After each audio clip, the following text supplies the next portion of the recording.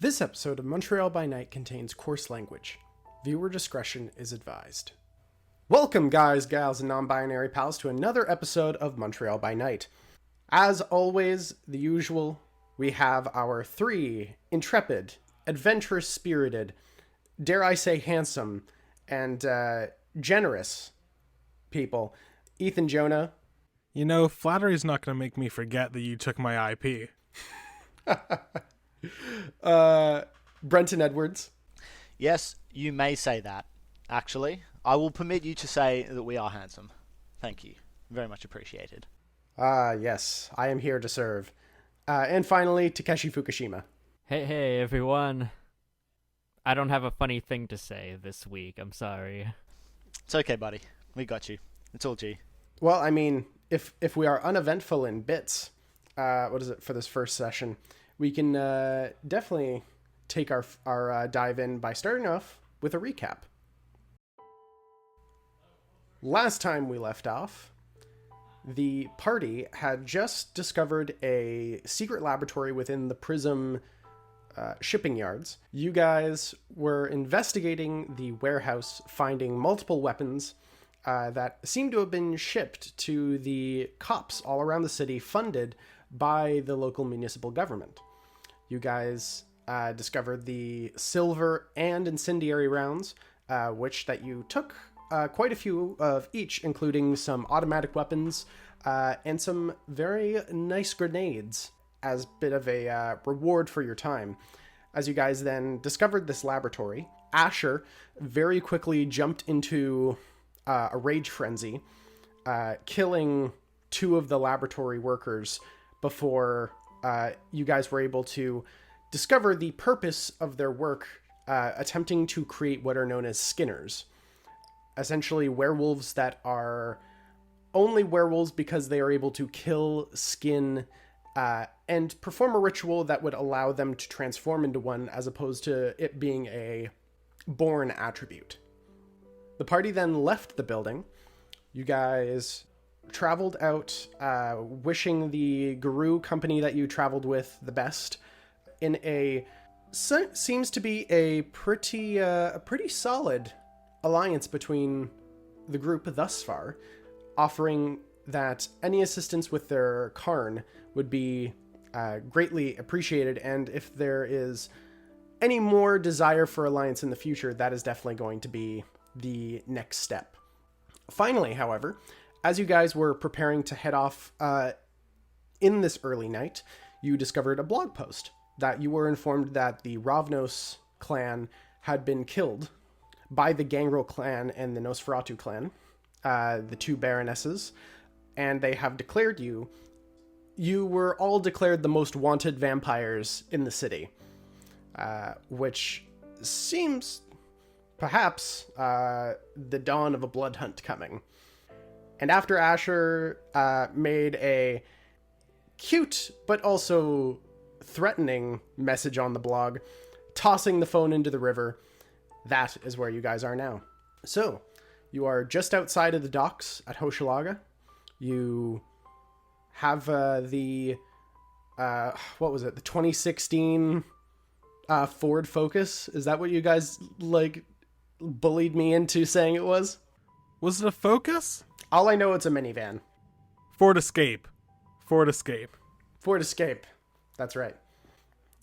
You also have the military Jeep that Nakano spotted inside the actual warehouse. No, I was just saying it's 11 p.m. Do you got some time? What do you want to do?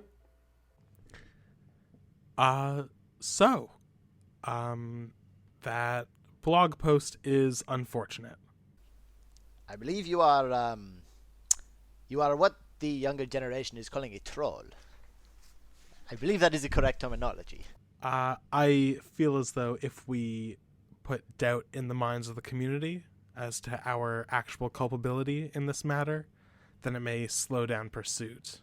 Also, out of pure decency, letting the community know that there are individuals with the journal of Sam Height, whether we're their enemies or not, it is better for them to be aware. No, that is very true. And at the very least, it will give them pause, because they will need to figure out whether they devote the entirety of their resources to coming after us or to defending against everyone that may be coming after them, which buys us some time. What's our next move? Nakano, you're the ideas guy. Thank you, Asher. All right, ideas.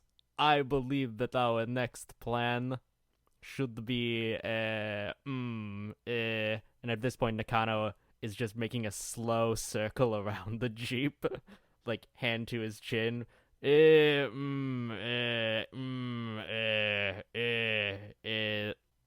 cross. That is my plan. I mean, to be brutally honest, I think it is a good place to start. At this stage, there are 22 vampires left in Montreal, and 3 of them are us. Oh, how did you figure that one out, Talisen? I don't know. It's almost like I've been keeping track. Look, what I'm trying to say is, if we rule out the lost children, of which there are 3 remaining, we still have, 16 vampires? 15 vampires? If we also count out Keeper Naylor, we have 15 vampires who we can consider our enemy at this stage.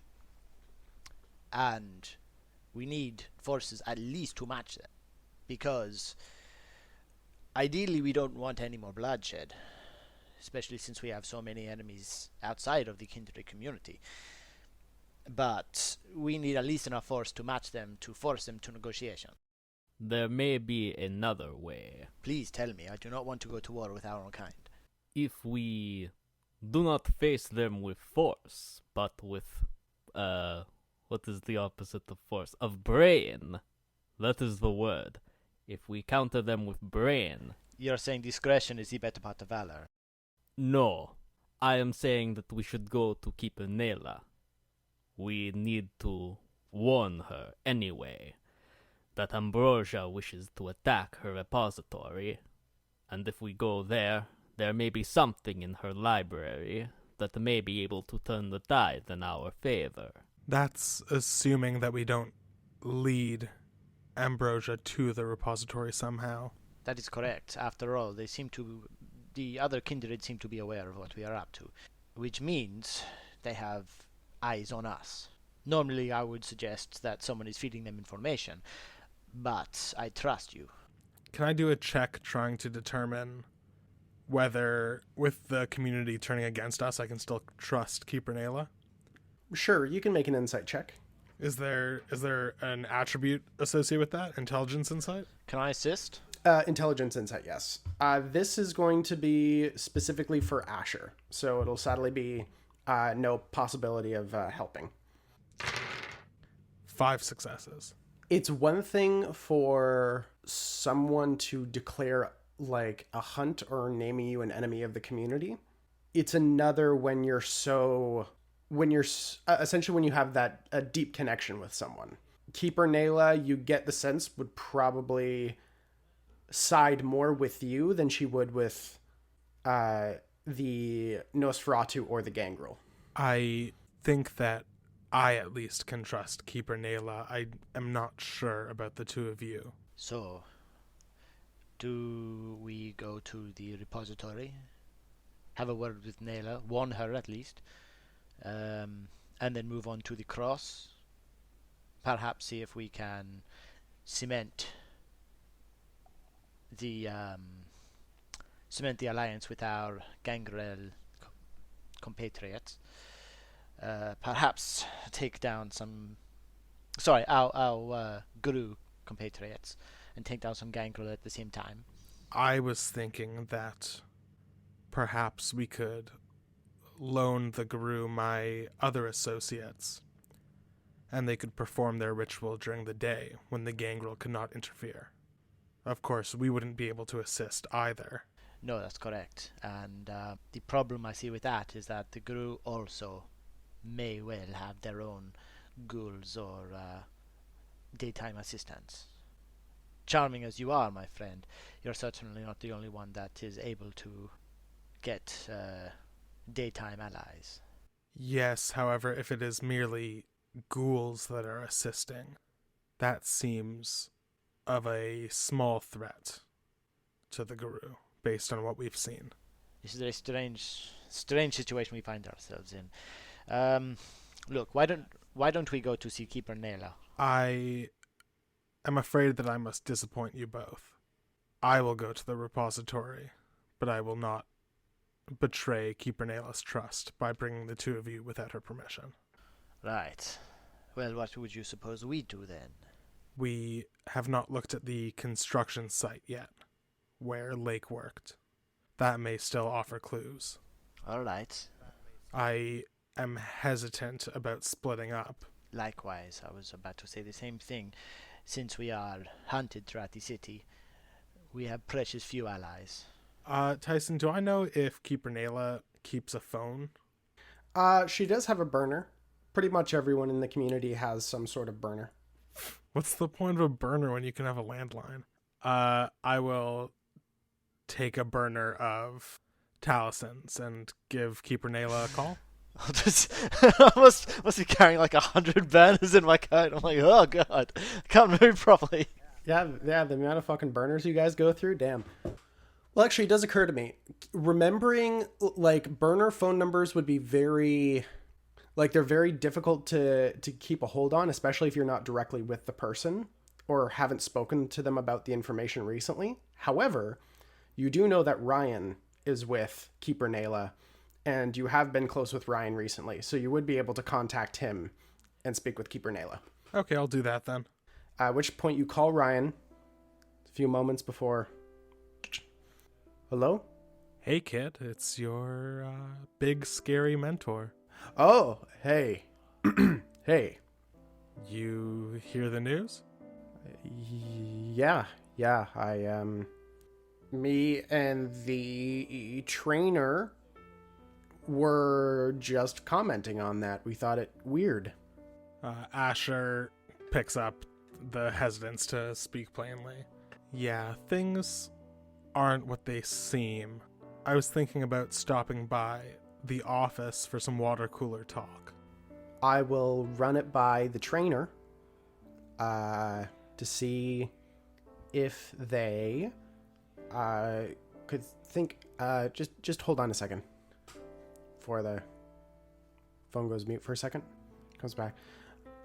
Is there anything that you need information for from the trainer themselves? If so, it might be better to, like, grab a quick drink somewhere so you don't have to travel this far. I have a donation and a warning. The shadiest person in town is looking to gate crash.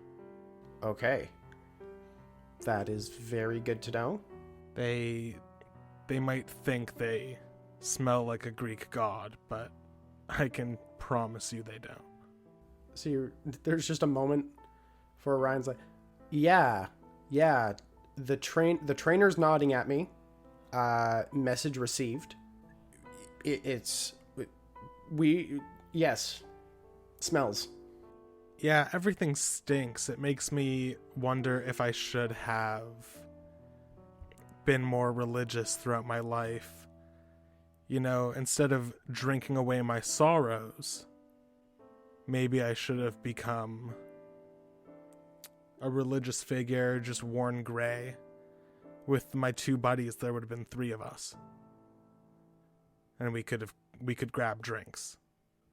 And the code I'm trying to send Keeper Nela is, I think it's the Grey Sisters Brewery in Montreal. Or it's 3 nuns or something. Thank you for clarifying that. Yes, I figured it needed it, considering how absurd everything I'm saying is. Hold on, let me get you the name of the establishment.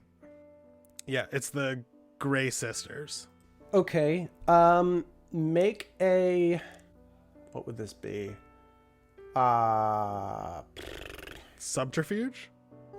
I could allow that. Subterfuge. Yeah, make it intelligent subterfuge. I am starting to get a lot of blood dye, and we might have to take care of that before anything else. 6 successes, and one of them's a messy crit. You can hear Ryan on the other end of the line, like, 3 gray priests. Yes. And you feel yourself just, like, get it, like, you can feel the bite a little bit, getting aggravated. Just, Ryan doesn't know what he's talking about, and he's going to screw all this up. Before there's that moment pause, before the trainer nods, they seem to be on the same page. All right. We're going to grab a... Nakano, how's your hunger? I am peckish, but not so bad. We're going to grab a bite to eat, and we'll meet you there in, say, an hour? Yes. That will be done. Be careful. And I hang up. Hey, Asher, what the hell were you talking about? Keeper Nayla doesn't want us coming to the repository in person. So I was trying to set up a meet. It seemed pretty clear they thought the line might be traced with someone else listening in. I tried to get things set up so that we're at the Grey Sisters brewery. Although I could have done a better job, certainly. I seem to have gotten my point across. Alright, well, in that case, I think we need to reconnoiter the brewery before the meeting. I'm concerned that they seem to know what's going on. Luckily for us, it's only a few blocks away from the canal to get to Point St. Charles. Okay, good. For the non-Canadian here, I'm assuming that's within the zone of where okay makes them sick. Yeah, Point St. Charles is where St. Columba House is, where the barrier is for the other vampires. Yep. No, I figured that'd be the case, but it's been a long time since I was in Montreal. Yeah, so the brewery's in the Old Port, which is also where the repository is, I believe. Right, well, in that case, let us grab a bite to eat then. Yes, I'm famished. See, yes, well, I believe you expended a bit of energy. Or would have expended a bit of energy in the lab. All right. Food, what's the plan? We have our brand new vehicle, I suppose. We could always pick something up on the way, or I could call down one of my groupies or one of my retainers for a little bit of a drink for you if you would like. We shouldn't make a habit of it, but I think your herd is likely being watched at this point. that is a fair point. I don't prefer it, but perhaps we should just grab someone. No, of course. By the way, before we go on any further, gentlemen, unless things go quite well for us, I foresee the next few nights getting quite ugly. Nakano, and I sort of turn to Roy and, I put my hand on his shoulder and say, the bloodshed that you share a distaste for, there may very well be a lot more of it in the coming nights. Will you be able to at least defend yourselves and defend us should the worst come to pass? I don't want to tell any lies or make bear any false illusions as to what could be happening. It could be quite ugly. I will be fine. And I begin to turn away to get into the driver's seat of a Jeep, and I just turn back to the two of them, and it's like, just as long as we all keep our heads. And I sort of give a slightly pointed look to Asher as I climb into the car. Well, none of us are the sort to target innocents, are we? However, while it may well come to war, I don't think our community is large enough to survive sustained conflict. So, It might get ugly, that's all. I just want to make sure that everyone is of the headspace and everyone is aware of what might be coming.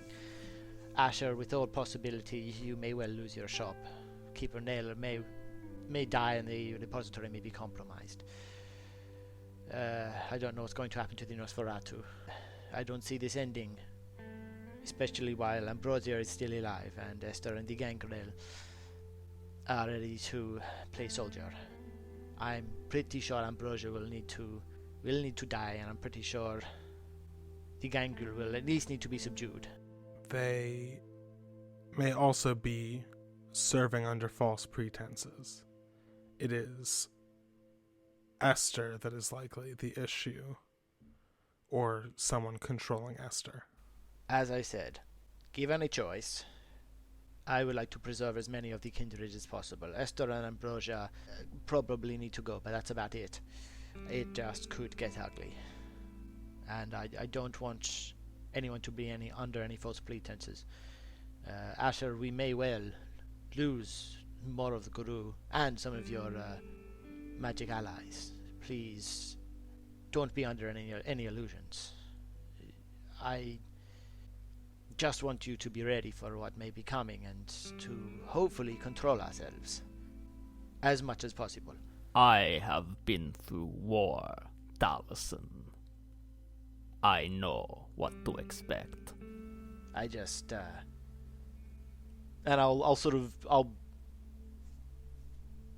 you'll get the sense that this is Talisen being as honest as he can. He's not really trying to hide any of himself any longer. Listen, gentlemen, I would say at this stage you two are probably the closest things to me in this city.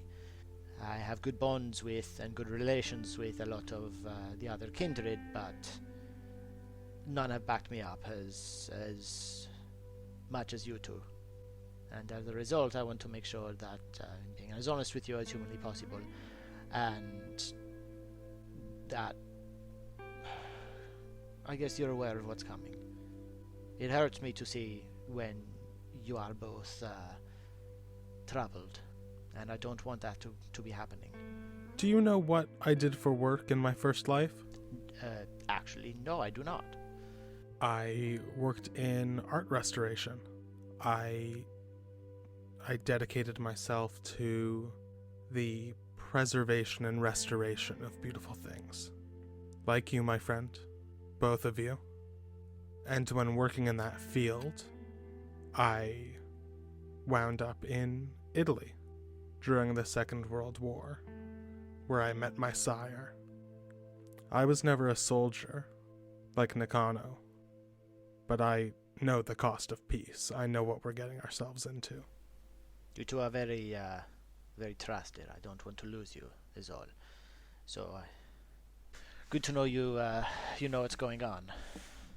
Let's try for the peaceable path, and failing that,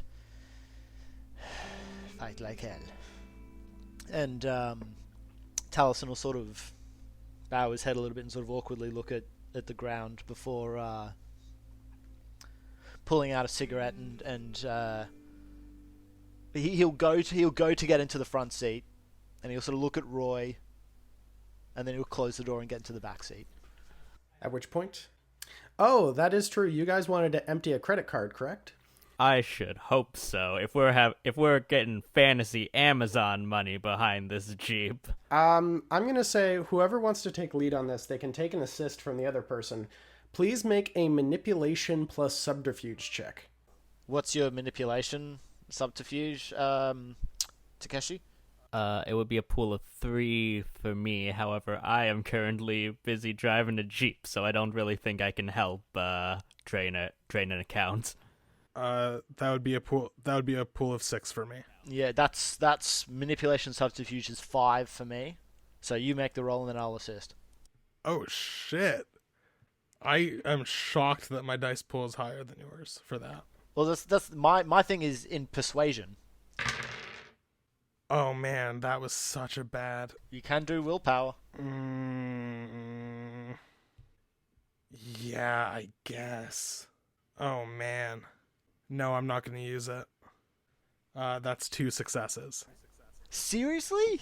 Yeah, dice pool of 7. I rolled 3 2s, a 3, and a 5. Wow. Okay. What is the process you're going to go about this? Asher's original idea was to go into a bank and do it at an ATM.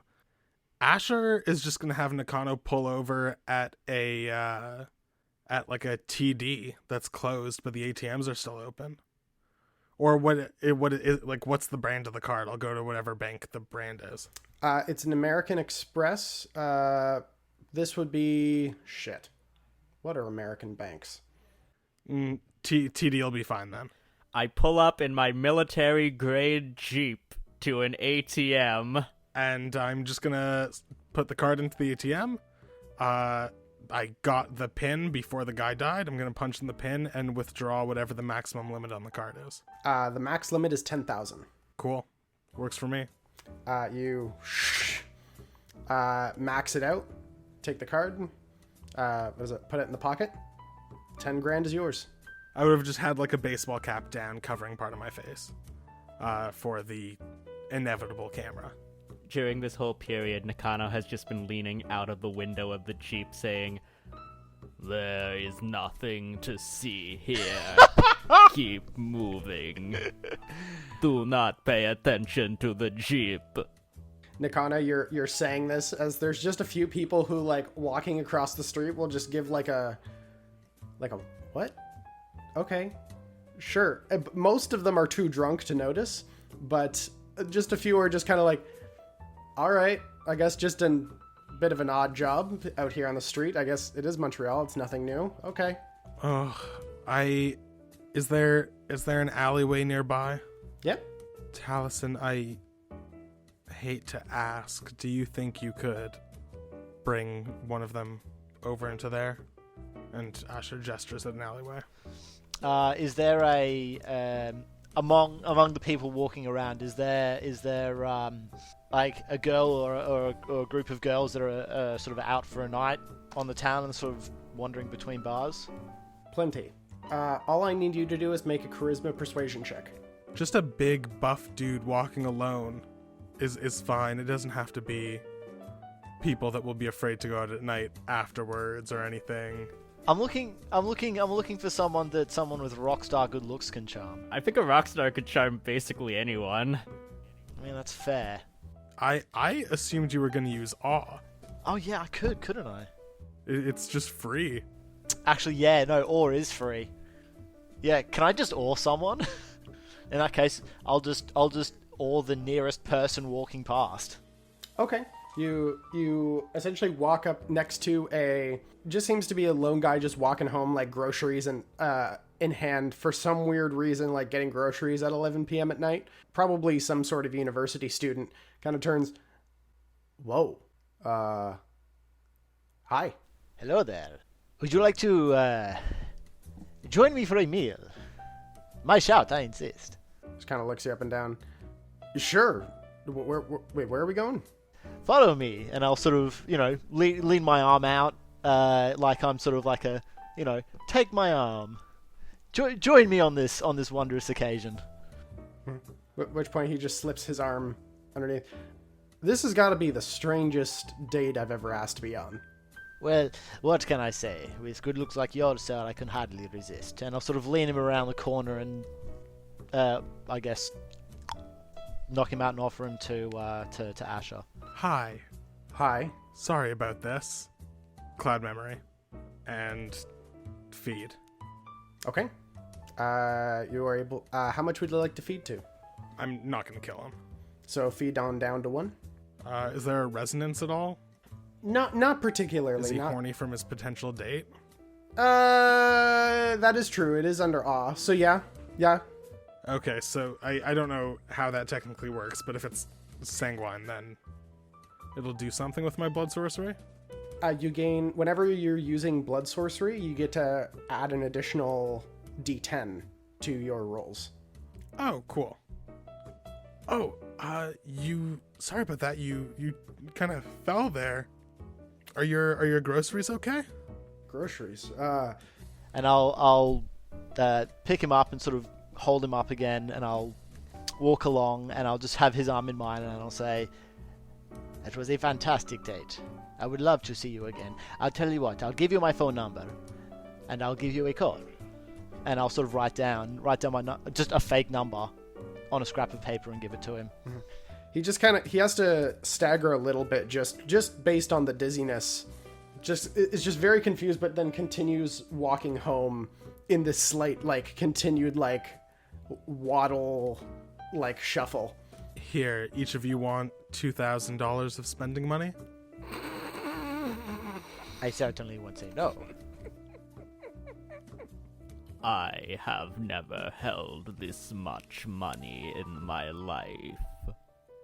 Is this what wealth feels like? For, a university student, probably. Yes, this is what wealth feels like. Don't blow it all in one go. Excellent. So you guys can both add $2,000 to your inventory. And then I'll keep the rest minus 200 for our Point St. Charles property. We didn't actually put an amount on how much I got from my secret stash, but because you have luxury and also the additional points, I would say you probably have something in around 1,000, subtracting essentially general items and things you've purchased. I'll say you have about $700 left, and that was covering for makeup, clothes, that sort of thing. Katanas, machetes. Yes, that is also a good point. Actually, you might be down to closer to 550. Seriously? Yeah, you're about half gone. I thought it would have cost more than that. Okay, that's right. I forgot some stuff is cheap in Canada. Tyson, I will assume that with this wad of $2,000 that Nakano has received, the total amount of money he owns is now $2,000. Don't you get cash fares from the cab? I haven't gotten a fare this entire game. None of you assholes pay. Yeah, but you also haven't spent money this entire game either. He does have to pay for gas, but I'm not considering that on day-to-day RP. Aside from this little brief stint, Nakano would still get fares. It's just a lot of it went towards essentially just investing in the car, making sure that it's okay, it's up and running, saving onto it so that way if there's any major repairs that need to be done. I forget, where's the cab now? I also forget. It's somewhere in the city. Did we leave it parked? We left it parked at St. Columba House? Or we left it parked at Frederick Lake's house? No, we left it parked at McGill, I think. You left it, I believe, if memory serves, Nakano left it parked at Frontenac Metro Station. Oh, yeah. Because he went to St. Columba House, and that was the first time he ever took the metro. And then when you guys got to Frederick Lake's house, that was when you guys stole the Ford Escape, and you've been using that traveling everywhere. And then now we've got a big fucking Hummer. The Ford Escape, sure, that's flying under the radar, That's subtle. This fucking military spec Hummer. The idea that vampires could tell the difference between a normal car and a not normal car is also kind of funny. At which point you head to the Three Grey Sisters pub, if memory is trying to serve me right. Les Sœurs Grises. Les Sœurs Grises. See, you two people, we are speaking French. Honestly, the reason we don't speak French is because those of us that do speak French, it's Ontario French, and we don't want to offend you even more. You arrive at Les Sœurs. Sœurs. I'm going to pronounce this correctly if it kills me. Did you listen to the last 4 episodes of Montreal by Night? It was just Tyson trying to pronounce this name of the bar in French for 4 episodes straight.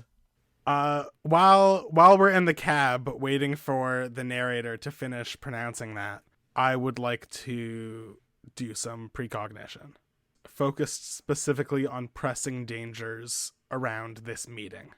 Okay. Please roll for premonition. Do you want me to do a rouse check? Yes, please. Fail. Man, I just ate. That's 2 hunger.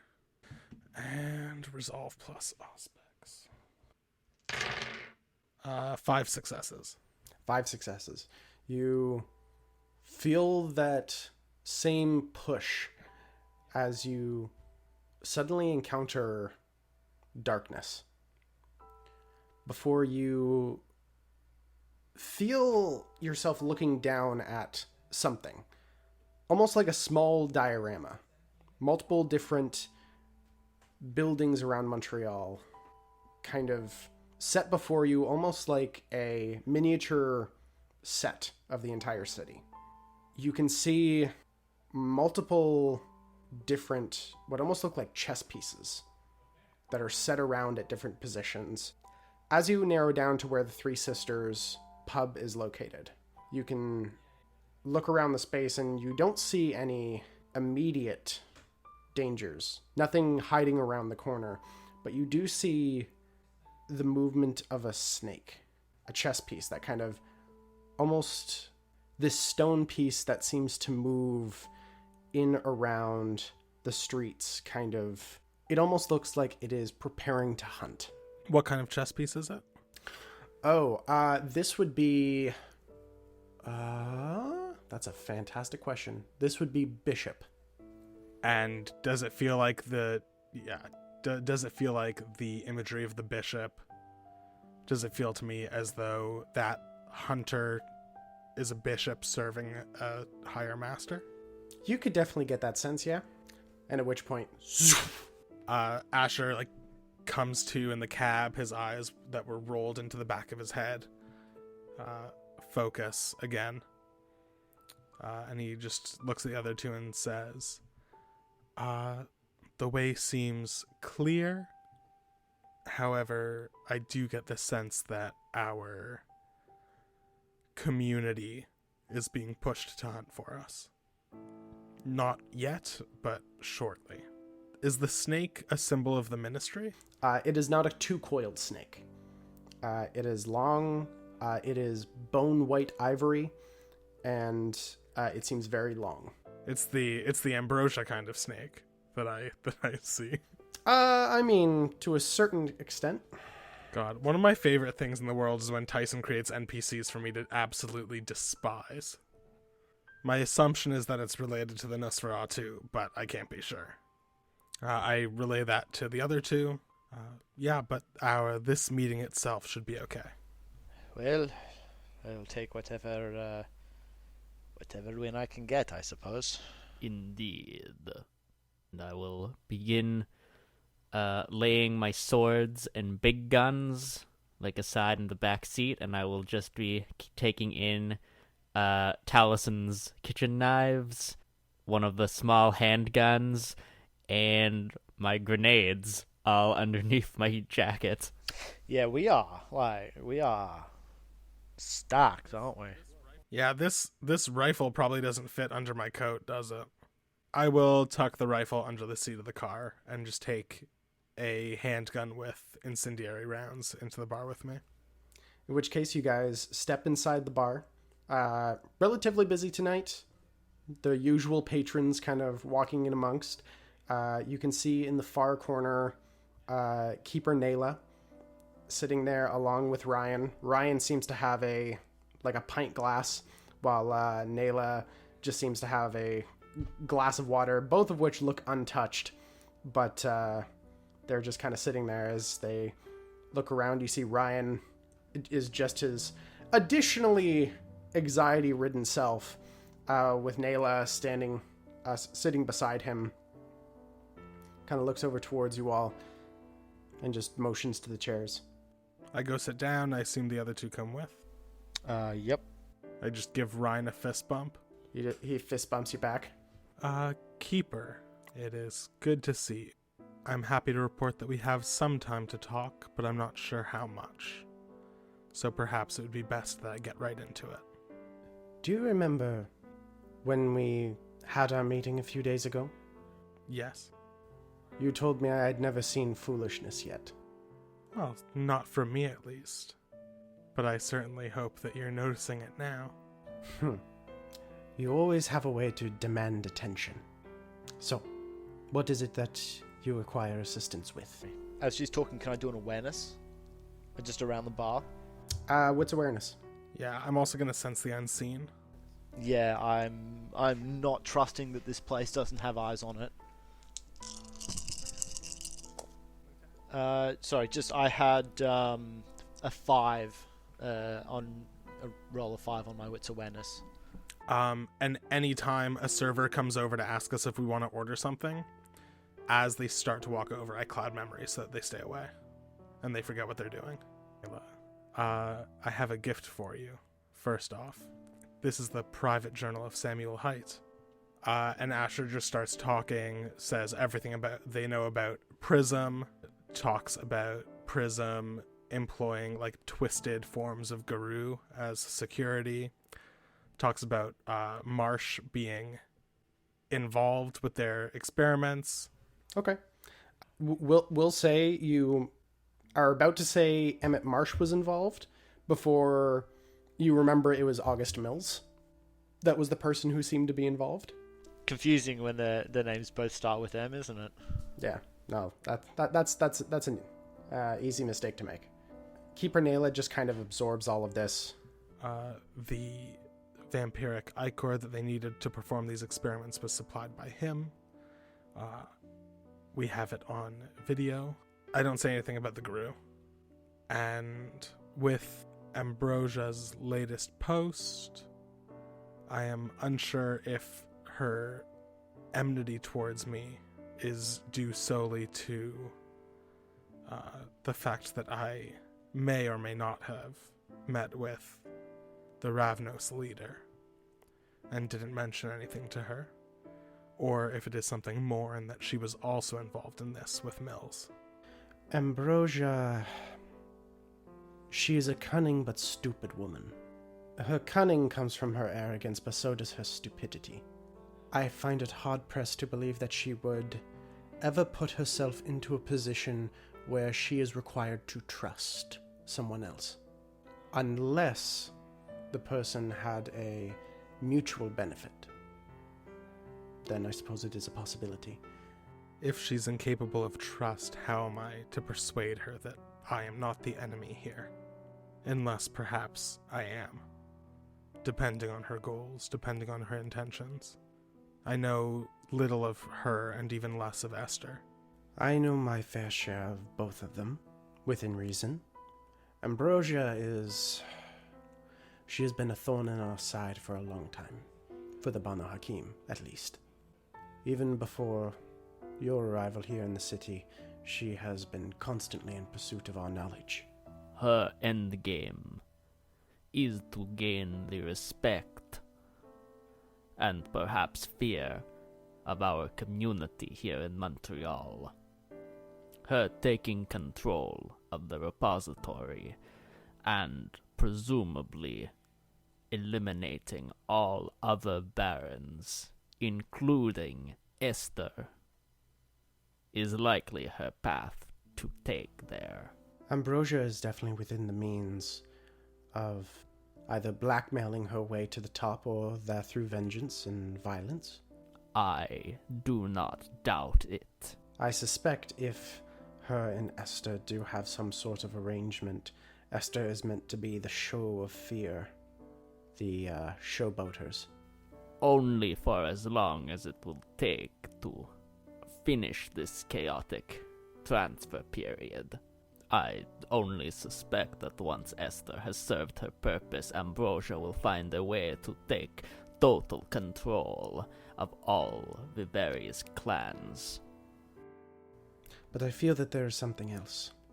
If Ambrosia was simply after respect, and what you're saying is true, then all this violence, it's a way to inspire fear, but not respect. Pardon me, Keeper. There's still the question of Frederick Lake, and who he was turned by, leading to the massacre. Well, he didn't appear to bear the physical hallmarks of Nosferatu. And I'll sort of incline my head towards Nakano as sort of like a, sorry mate. So I believe we can rule out a member of the Nosferatu clan as one that turned him, which leaves Gangrel, Toreador, Banu Hakim, Tremere, or one of the Ventru. The Ravnos were planning on turning him, but they were beaten to the punch. Maybe Mills? Maybe the Gangrel?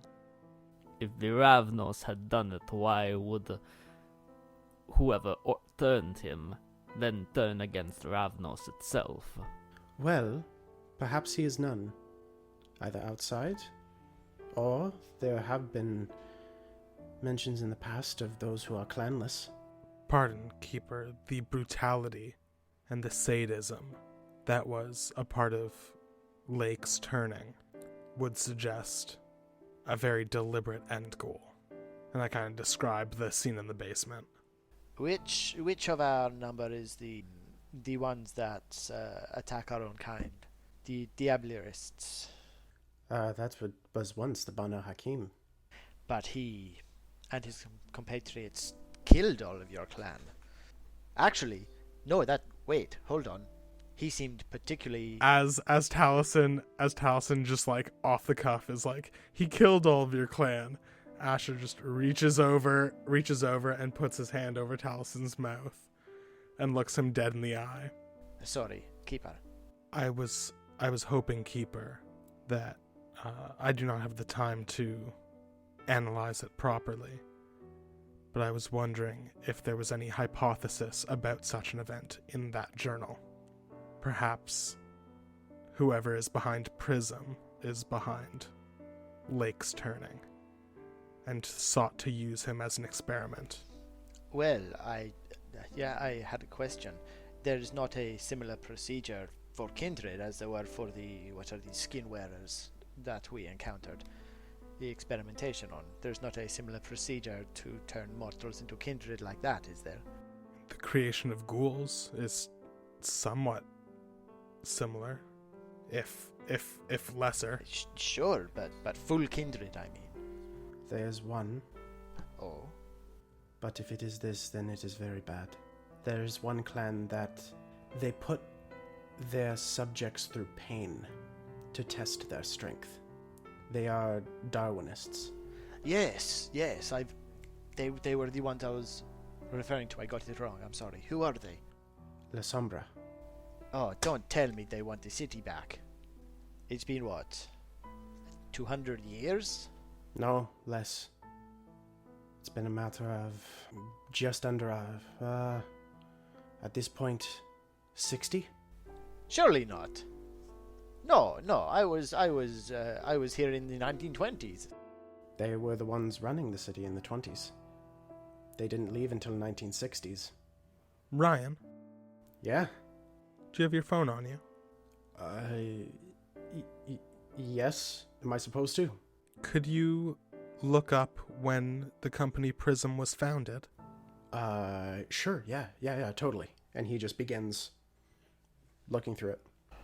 What, do you believe that Ambrosia has made a deal with the Sombra?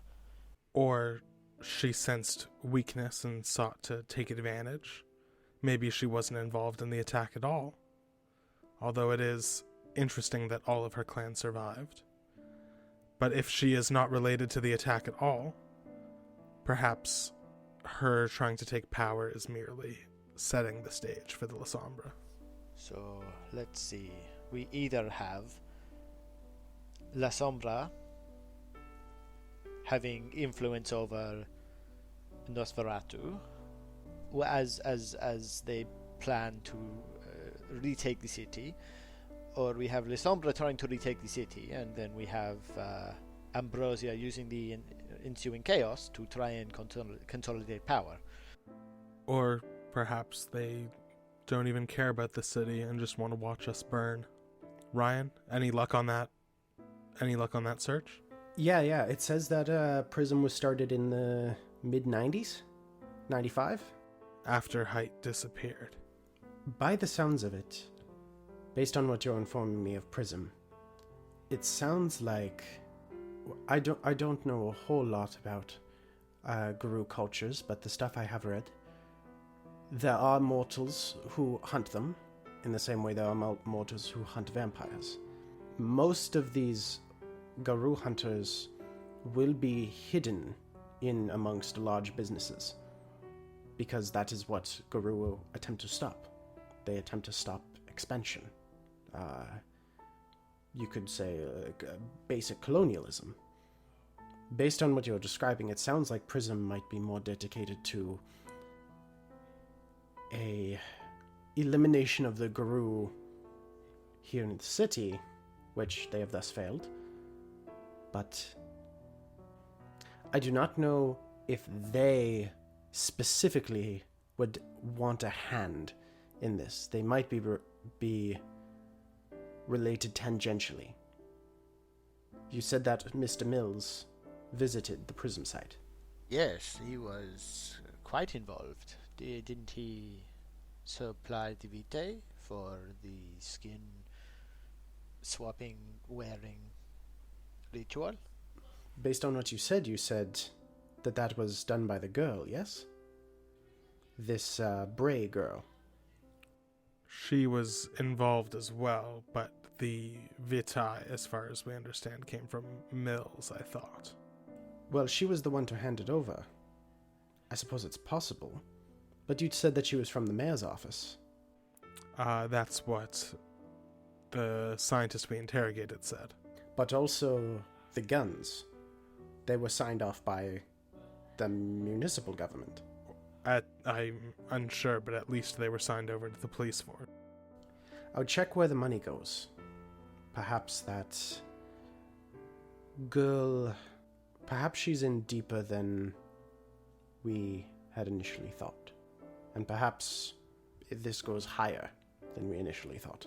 A separate question, Keeper.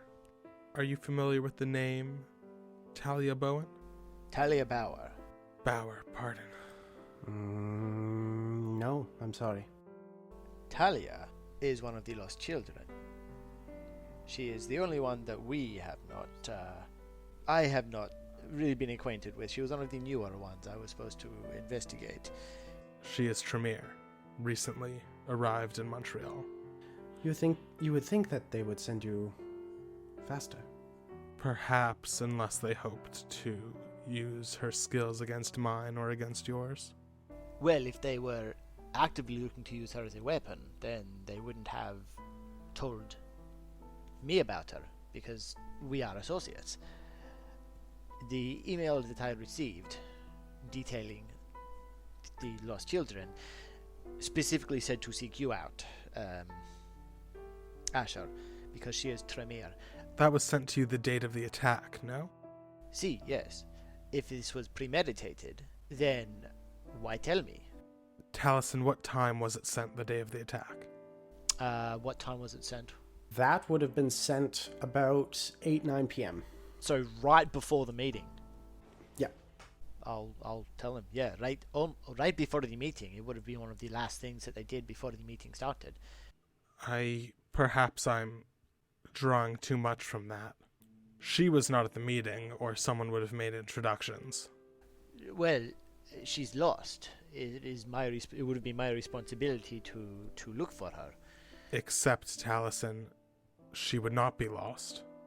No, well, that's the point. I am the guardian of lost children. It is my responsibility to educate.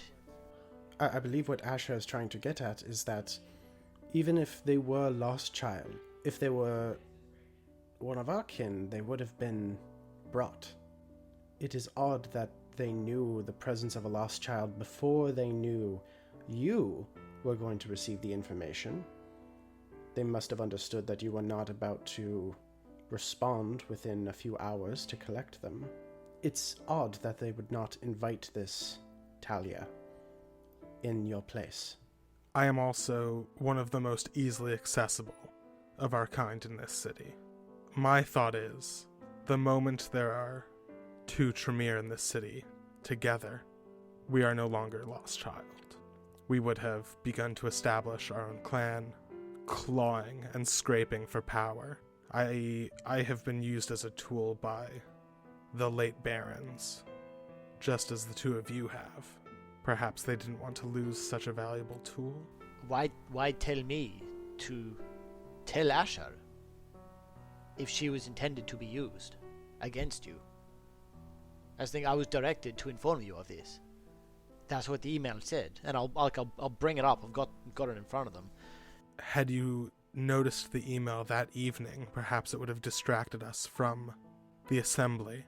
I would say the assembly would have been perceived to be more important than looking for that kindred. Most of us are supposed to be there every year, no?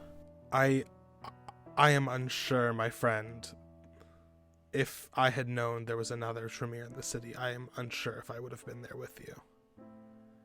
And had I not been there with you, all of us sitting at this table likely would have died. And I should not have been at that meeting anyway. I was not invited. The only reason I was there was because I was told about it by another guest. All three of us were given reasons not to attend there, not to be able to mitigate damage. So essentially, all of us were given an out, which makes us either someone believed that we needed to be spared, or someone wanted to make us a scapegoat. I think that is the more likely one. The three of us, like 3 known associates, absent from the massacre, they wouldn't have even needed to bother with the Ravnos. This was premeditated then, and we were already set to be the scapegoats. Perhaps. It's still conjecture at the moment, we can't be sure. I, for one, am not entirely convinced that this Talia woman exists. The first thing that the Barons did for me when I arrived in the city was to introduce me to the Banu Hakim. This woman wasn't introduced to Keeper Nayla or myself. That seems unusual. Interesting though this may be, where does this leave us? Find Lake. Get him to talk to us. He may be able to tell us who's behind it. Look more into Bray. If you have the papers now, if we shouldn't stay here that long. How long have we been sitting here? For about a half an hour. As much as I would appreciate the Keeper's assistance with this money trail, I think it may be best that we split up. If you wish, I can take the time to look over the files, see if I can discern anything specific while you go and deal with Lake and with Bray. And also with this Talia woman. Yes. That may be an... Asher just kind of stutters, talking about her, and then falls silent. While I cannot see anything amiss, we may have stayed too long anyway. Keeper's looking into the files. Lake, Bray, Bauer is our mission. I don't want to come by the repository, but I also don't want to set up another meeting in code. I apologize for the obtuseness of this meeting point. If what you're saying is true, and this conspiracy becomes more and more likely, then if Ambrosia, or Esther, or any of the Gangrel, or any of the Nosferatu, or if this strange, whatever this monster is, comes out from the dark, and is able to take one of us, then all of the rest of us are compromised. We will have to decide it in the moment. Very well, Keeper. Keeper, do you have any information on Cape Benoit and the other Toreadors? Normally I would be the one to speak to about that, however, they didn't seem to want to talk to me last time I tried to contact them. And something tells me that they would not be willing to contact me at the moment, given what has been said on the message boards. So, do you know whether Baron Benoit or Baroness Benoit is still alive? I'm sorry, I have no information about that. Of course. It was worth a shot. If you hear anything, please let us know. Of course. Look after yourself, Keeper. These are dangerous times, I fear. And you all as well. Ryan, Yeah, protect her with your life. plan on it. Good lad. Talisen, Asher, why don't you head to the car? I will settle our tab here. All right, big spender. We got glasses of water, and none of us drank any. But, I wouldn't want to take away the thrill. It would probably be better if we all exited at separate times anyway. Keeper, Ryan, after you. No. They should stay for last, so that we make sure that they are not walking into a trap. Ah, I see. Certainly. I'll head out first. Then I'll up and walk out and head on a swivel. I want to see anything and everything that's going on. Based on your past few rolls, people are getting drunk. People are getting drunker. The usual events at a bar. I'll sort of walk around inconspicuously, lean up against a wall near the car, and just give Asher a sort of a nod to indicate, like, yeah, it looks okay. Asher looks at Nakano and Keeper Naila and just gives Keeper Naila a look, checking if she's okay to be left with him and that she's not uncomfortable. Keeper Naila just looks at you and just gives you a little nod. And Asher will head over to the car, or within eyesight of the car. After Asher gets up, Keeper Naila, one more thing. You are now the last of the Banu Hakim in Montreal. Yes? Mm-hmm. Were the Banu Hakim also keepers of the repository when they were alive? They were. So there is now no one else who controls it other than you. Other than me. And to a certain extent, Ryan. And to a very tiny extent, your foolish friend. If knowledge, as my friends say, is power, then that is a lot of power for one person to hold. And believe you me, I wish not to hold it all. Can I make an insight check on that statement? Make an insight check. Would that be intelligence? Wits. Well, all of my mental stats are the same, so that's 2 successes. You get the read. Yeah, you do get the sense she is being honest. You're not exactly sure, what exactly she means by she doesn't want to do it alone. You don't get the sense that would extend to very many people. And you're not sure if she meant it as a way of, extending outside of her clan. Okay. In that case, I will stand up from the table. I will throw down a couple of dollars for Ryan's spear, and I will say, "It is good to work with you, Keeper Naila. Just be forewarned. I have experience with people who value knowledge above all that is decent in this world. My respects to the rest of your clan." My respect to yours, Nakano. And I will exit. At which point, Nakano, you walk out. The 3 of you are now outside the Jeep. Construction site. Alrighty. Which point you hop into the Jeep and drive off towards the address of the construction site, heading onto Rue Lionel Gru. You take about an hour, so it's about 1 a.m. at this point, as you... I think we also maybe drive through Point St. Charles to shake any potential tails. Ooh, that's smart. Because we're right by Wellington, and we can take Wellington all along the other side of the canal. That is very true. Okay. You hop onto Wellington all the way across the canal. Doesn't take too much more time. Maybe a matter of 10, 20 minutes. However, all the same, you head towards the construction site. When you arrive, this construction site is pretty big. It looks like they're beginning to get started on another like skyscraper or condo-plex. Just another big-ass building in the middle of downtown. Who would have thought? Getting there, you can see that there is the crane set up. You can see the streetlights illuminate a little bit. Most of the site is dark. There is a chain link fence that goes around, like chained and padlocked.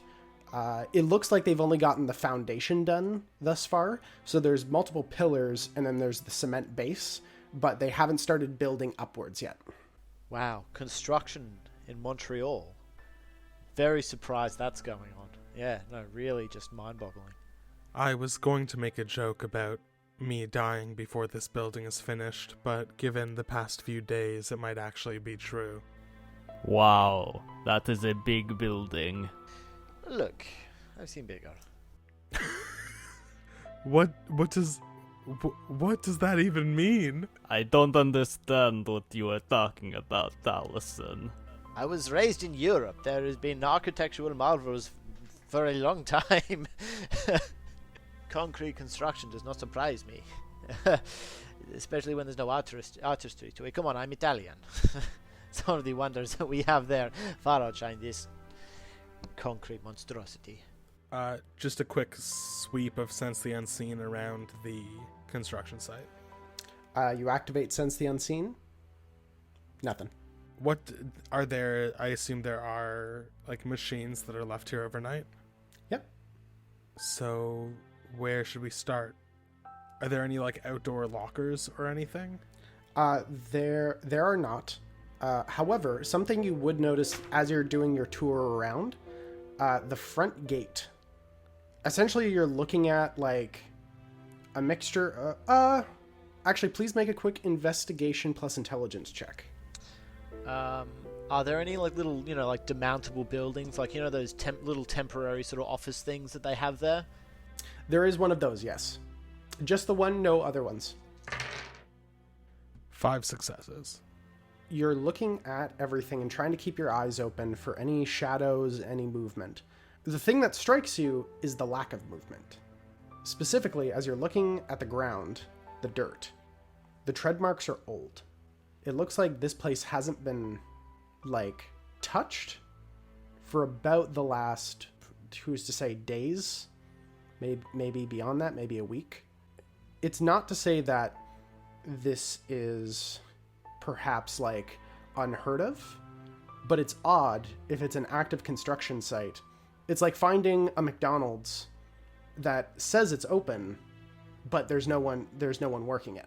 Meanwhile, you try to order a McFlurry from McDonald's, and then it's never working. Yeah, that's exactly the same here as well. Like, whenever you want one, it's just not working, or there's, no toppings of it. It's just, it's... Getting it as you want it is the strange thing. Nakano, Talisen, look at these tire tracks. This is odd even for Montreal. How many people attacked alongside Frederick Lake at the massacre? There was a total of 11, including Frederick Lake. It's strange that even if Lake stopped coming to work, the rest of the crew would as well. Well, they all looked proficient with their weapons, didn't they? There was no fumbling around or anything. They all looked at least they'd had some sort of training.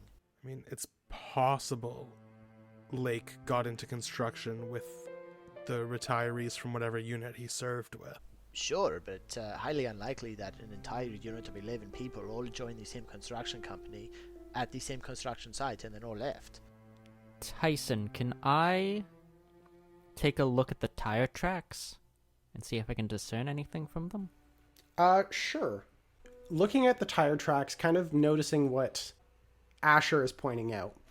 There's a few very old tracks, which look to be a very large vehicle. And you do see what looks to be a construction dump truck in the lot.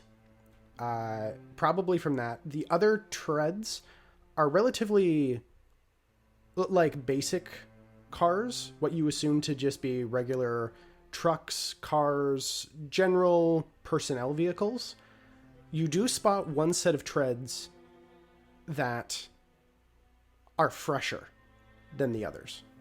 I would like to take out my gun, and I would like to slowly begin following those freshest tracks. Okay. They lead to the front gate and then go deeper into the site. Can I follow along with Nakano, but hood up, mask down, and sword out? I will retrieve the assault rifle from the jeep and follow as well. You guys arrive to the gate. It is chained up. However, this is not an electrified fence. This fence is nothing fancy, but you guys are able to handle it without issue. Whether it be burning, a little bit of acid into the chains to break them, or simply to just climb over. Regardless, you guys are able to make your way into the actual site. In the cold night, as the moon is kind of shining down, it's a little bit difficult to see. However, with following the moonlight, as the tracks are continuing forward deeper into the actual site, Nakano, you're watching, and you see that they go to a position a little bit closer to the crane. To give a very general idea, the right-hand side of this entire site is just flat dirt that looks to have been a lot. So this is where the vehicles are held. This is where the crane is held. This is where that small, like, aluminum box that they convert into, like, a movable work site is. And then the left-hand side of the large space, which is about the size of a city block, is now just a hole with wire, some pillars sticking up out of the ground, and the concrete slab as the base.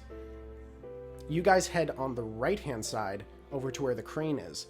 You see the car treads stop before they suddenly back up and then drive back in the direction you guys were walking from the main gate. However, it's at this point that you guys look where the car treads end and find two sets of footsteps. Their boot treads seem to be the same make when you're looking at the design. As they step forward, the two figures look, and it's at this point that you see what looks like a large plot where the dirt and other debris had been disturbed. Like you can see, like, very old at this point. Thankfully, it hasn't rained since this event, but you can see what looks to be disturbances in the dirt. It looks like some sort of conflict was fought here. Then you see these boot treads go around. Then they move a little bit further, where you spot a second point of struggle. The dirt once again dug up, but this one looks worse, is the best way you could put it. The first one looked like a struggle that could happen just between any old person. The second one, there are fist-shaped holes that have impacted into the dirt.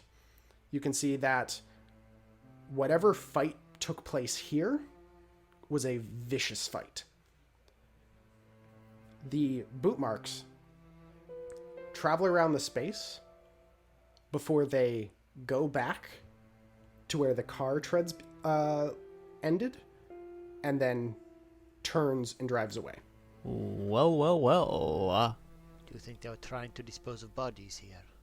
Use this as perhaps an executioner's or a burial ground? Are there shovels or picks or anything around? No. It does not look like the earth has been dug up. It simply looks like a struggle site. So essentially it looks like in both cases there were two people lying on the ground, like rolling around and grappling with each other. That's how the dirt looks disturbed. Any blood that we can see? At the second location, yes. I'm gonna take the blood-stained dirt and touch it to my tongue. I succeed with 1 crit for a taste for blood. Okay. So in which case, you touch the blood to your from your finger to your tongue, Asher. This is vampire vitae. Blood potency. 1. And a critical win reveals the generation within one of the vampire. And if I know of the creature in question, I can identify the specific creature. Neonate, you do recognize the creature's vitae. This creature had a lack of vitae when you encountered her, but this seems to be the vitae of Aaron Hogg, who is the Ravnos member. This is where they took that Ravnos member that was in Lake's basement. I think that perhaps she came here to recruit Lake, but they took both of them and turned Lake, and that's when they were all put into the basement. For Nakano's investigation, something else you clock, as you are down, essentially like looking around, you clock about 60 feet away underneath the bulldozer. There's something that glimmers in the moonlight. I take out my machete and I'll try to like use it to pull the shiny thing towards me. Okay, you head over under the bulldozer. As you hook the shiny thing closer to you, you find a wallet, a set of keys, and also off to the side, nearby, a black notebook that seems to have been forcibly launched. You see that the information is scattered. There is very little... Like this does not look like it was placed here. It looks like it was thrown. I'm going to open up the wallet first and see what's there. The wallet, you find regular full wallet. The driver's license reads Frederick Jared Lake. I see. Any like significant cards in there or anything? Nothing that's out of the ordinary, like Medicare card, driver's license, some cash, debit, credit card. Seems to also be a work credit card. Yeah, nothing too crazy. Well, first I'm gonna put my $2,000 into the wallet and put that wallet into my back pocket. My wallet now. And second, I'm gonna gather together like the remnants of the journal, and I would like to take a look at that. You flip through the pages of the journal. For the most part, it looks just like a work journal. Like it has basic drawing designs of different pieces of essentially different construction bits. There's even some very nice drawings, what look to be like more like architecture kind of sketches for larger buildings. Some of it is actually quite nice. The last thing that you find is on the last page of the book. It's about the last page is... Oh, sorry. The last page that has anything written on it is about center of the book, as it is a design, what looks to be like almost a large upper floor of a apartment complex, where you can see it looks like he's sketched out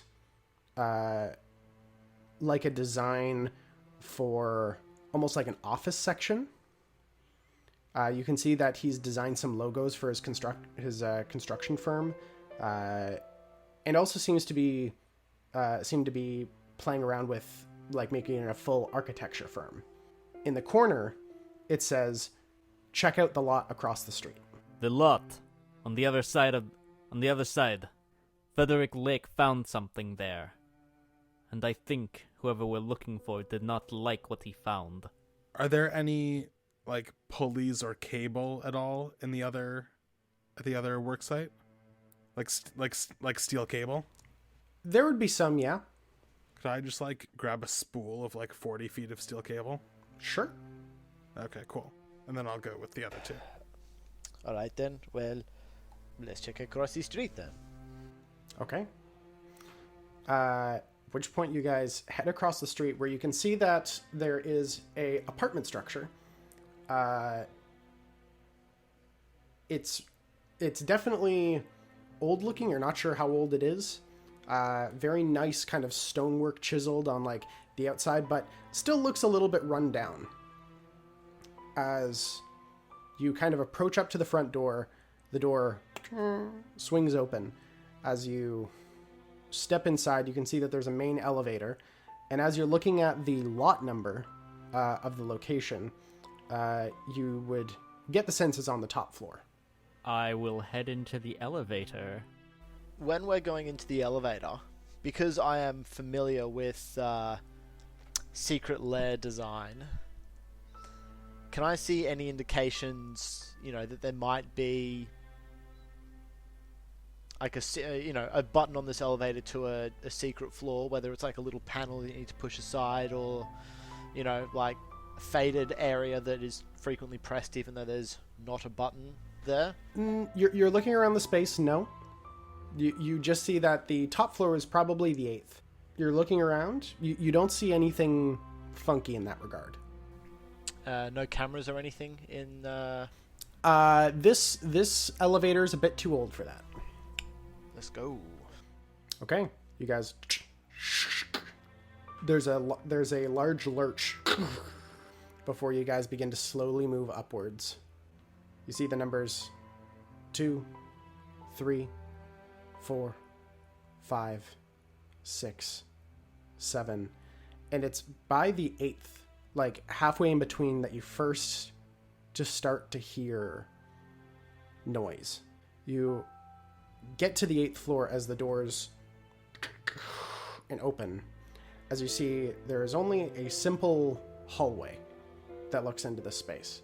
It looks like this place is under some sort of renovation and hasn't been touched, aside from the large single set of footprints that seem to lead out into a doorway that seems to be covered with like a plastic sheet. It's entirely dark, but underneath the door, you can see what looks like white and blue light.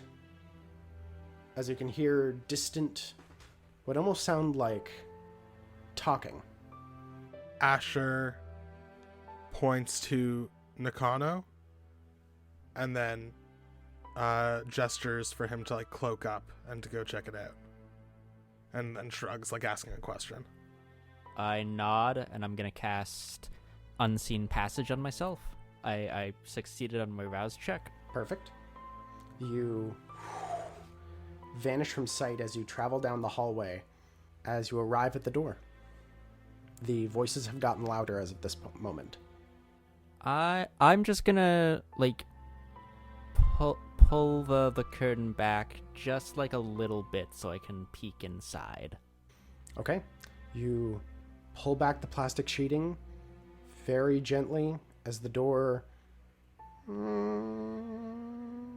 opens slightly. As you take a peek inside. And that's where we'll leave it off for this session. So, as always, is there anything that people would like to plug? I do need to make an amendment to my previous plugs for October Jones and Fish with Legs. Our official website is not octoberandfish.com. It is, however, octoberandfish.ca. It was really embarrassing when I found out about that mistake, and I apologize to everyone for it. But don't let that deter you from checking it out. It's a great show. It just happens to feature an actor who can't remember our website name. That's honestly a mood, though. You shouldn't feel bad about that. Just accept the power. Thank you, Ethan. Remember, most of the Critical Role cast doesn't know what their website is. That does bring me comfort. Thank you, Tyson. I'd like to plug Australian currency. I'm really curious about how it all works. Once again, plug vaccines. Get your shots, people, because there's been lockdowns throughout Australia. Brisbane went into a little sort of 4-day lockdown. I think it was last weekend or weekend before last. And Sydney, New South Wales is in trouble. Sydney's, I think, in week 3 or week 4 of a lockdown. I didn't feel great after my second vaccine, but now I have Wi-Fi all the time. That's right. Get that chip in you. Gotta love that 5G. Well, thank you all very much for listening. Get all of your board game needs at Three Kings Loot, all your board game news from the Bag of Loot. And if you want to check out more of these episodes, make sure to check out thebagofloot.com or check us out on YouTube as Three Kings Loot. And that's that. Thank you so much for listening, and we'll catch you next time. Thank you for checking out The Rook and the Rascal. Make sure to check out our podcast on Spotify, Google Podcasts, and wherever you get your podcasts. The story, all names, characters, and incidents portrayed in this production are fictitious. No identification with actual persons living or deceased, places, buildings, and products is intended or should be inferred.